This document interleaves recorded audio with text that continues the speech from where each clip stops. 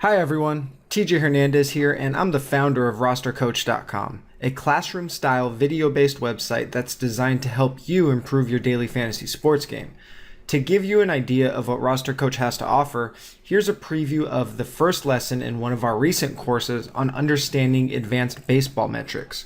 If you enjoy this video, please like and share it, and don't forget to leave a comment below.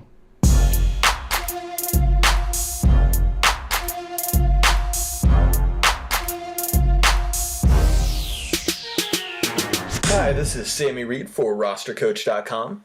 This is part one of my MLB player research series. This is a primer on advanced offensive metrics. So my goal here is to teach you how to fish, how to research more efficiently. Now, as we know, the daily fantasy sites, their pricing is set largely on player performance. When a player is doing good, his price goes up. When a player is doing bad, his price goes down. Now, obviously, it's not quite that simple. There's some other factors at play, matchup, ballpark, etc., but a large portion hinges on player performance. When we look at offensive metrics, what we're really trying to do is find out if a player is actually playing better or worse than his performance says he is. If we can find some sort of edge there, if we can find a player is doing better than his output suggests, we can find value there. On the flip side, if a player's output is really good, but his underlying metrics aren't very good, we know that he might be overpriced, and that's a guy that we probably want to stay away from. So let's jump right into this thing.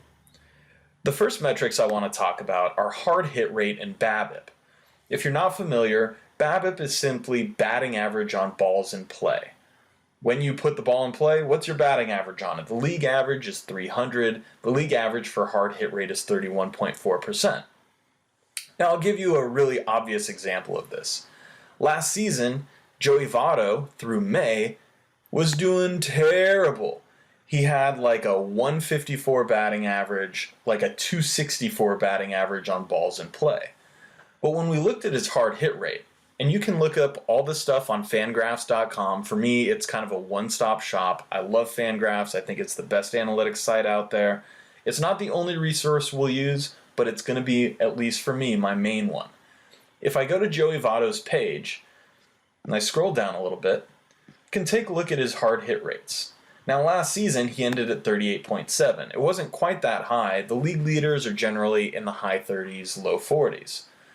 But through May, he had like a mid-30s hard hit rate, and that was really in line with the rest of his career. When I went and looked at his career BABIPs, they were all really high as well. 350, 400, 360. His career was 356. Through May, it was nearly 100 points less, but his hard hit rate was doing just fine. Therefore, it was pretty obvious that Joey Votto was just getting really unlucky. He was hitting a lot of atom balls, defenses were playing really well against him, he was getting unlucky, and his price dropped. Based on all this, you knew it wouldn't last, and Joey Votto ended up raking the rest of the season. He ended with a 434 on-base percentage and a 550 slug-in, a ton of runs, and a ton of RBIs. That's a really obvious example. Let's go to a less obvious example this season. Victor Martinez, the old wily vet. So Victor Martinez, right now, is having a terrible season. Now, we're only a couple weeks in, so it's a very small sample size. But if you look at what he's done so far, he's got a 195 average and a 195 slugging and a 277 on base. Really, really, really bad, right? But let's go to his hard hit rates. This season, so far, it's 53.1%. Now, obviously, that's unsustainable. If we look at his careers, they're generally in the 30s. But we know he's got a very low batting average on balls in play. Take a look at that right now. It's 250. It's a lot lower than we'd expect. His career's 310, and if his hard hit rate is anywhere near there, he's losing about 60 points off of what he'd generally do. Now let's take a look at what Victor Martinez prices is on DraftKings.com.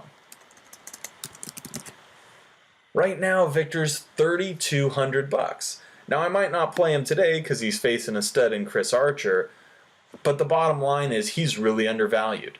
his hard hit rate is very high and his BABIP is very low, he's getting really unlucky, and his price is falling down for it. So it creates a prime buying opportunity for us.